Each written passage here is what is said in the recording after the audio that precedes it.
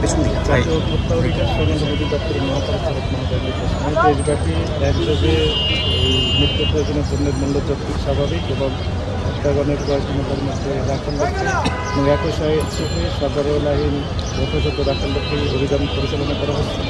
ঢাকা মহানগরীতে 13টি টিম একসাথে কাজ করছে বিভিন্ন গুরুত্বপূর্ণ বাজারগুলোতে।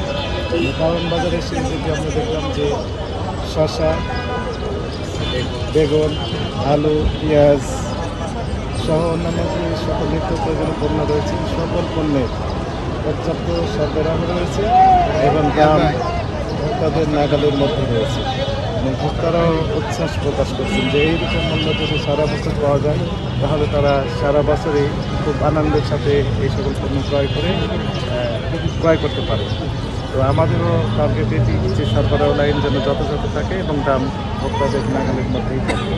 আপনারা দেখলেন যে বেগুন বিক্রি হচ্ছে 25 টাকা 30 টাকা কেজি, আলু বিক্রি হচ্ছে খুচরা পর্যায়ে 20 টাকা কেজি, এক পাল্লা 100 টাকা 20 টাকা কেজি। শসা আমরা দেখলাম কত 20 টাকা কেজি, সর্বোচ্চ 25 টাকা কেজি। কাঁচামরিচ বিক্রি হচ্ছে 30 টাকা থেকে 40 টাকা কেজি এবং প্রতিটা পণ্য একদম ভোক্তাদের নাগালের মধ্যেই রয়েছে দাম এবং সরবরাহ পর্যাপ্ত রয়েছে। একসাথে আমরা দেখলাম ছোলা বিক্রি হচ্ছে এখানে 100 টাকা কেজি। এই ছোলাটি প্রথম রমজানের দিকে 110 টাকা পর্যন্ত বিক্রি হচ্ছে, কিন্তু এখন আরও একটু কম দামে বিক্রি হচ্ছে। একই সাথে আমাদের একটা কনসার্ন ছিল যে ভোক্তাদের পক্ষ থেকে আমি কিছু অভিযোগ পেয়েছিলাম যে হলুদ এবং মরিচের গুঁড়ার সাথে ইটের গুঁড়া মেশানো হয় অথবা আটার সাথে যে টেক্সটাইল কালার মিশিয়ে এগুলো বিক্রি করা হচ্ছে কিনা সেই বিষয়ে আমরা সরজমিনে তদন্ত করে দেখলাম যে না, সেরকম প্রমাণ আমরা আসলে পাই নাই। তবে আমাদের যে মনিটরিং সেটি অব্যাহত থাকবে। অসাধু ব্যবসায়ীরা কোনোভাবেই যেন এই কার্যক্রম যেন পরিচালনা করতে না পারে সেই বিষয়ে আমাদের নজরদারি থাকবে এই সকল মিলগুলিতে। তো জনস্বার্থে আমাদের অভিযানও বাজার তদারকিতে বেশ কিছু ব্যবসায়ী কথা বলছিলেন যে আসলে 10 বছরের সর্বনিম্ন বাজার, তাদের লাভ থাকতেছে কিনা বা এ বিষয়ে যদি একটু ক্লিয়ার করেন। আসলে আপনারা তো দেখলেন যে আসলে ব্যবসায়ী কিনারা বলছেন যে বিগত 5-7 এমনকি 10 বছর যাবত এই সকল পণ্যের মূল্য এত কম দামে বিক্রি হতে তারা দেখেনি বা তারা বিক্রি করেনি মূল্যে জানিয়েছে। আমাদেরও অবজারভেশন আসলে এরকমই যে এত কম দামে এই সকল পণ্য যে বিক্রি হয় যেটি আসলে এই বছরই আমরা দেখতে পাচ্ছি।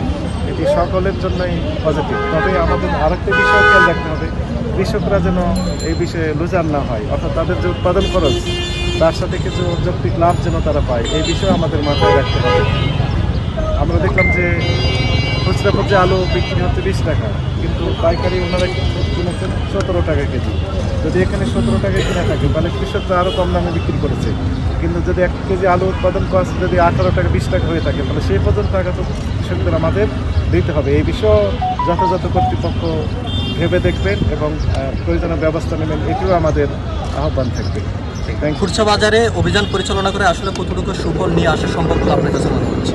আমাদের টিম পাইকারি উৎপাদনকারী প্রতিষ্ঠান থেকে শুরু করে বিপণন, পাইকারি, ডিলার এবং খুচরা সকল স্তরেই আমরা মনিটরিং কার্যক্রম পরিচালনা করে থাকি।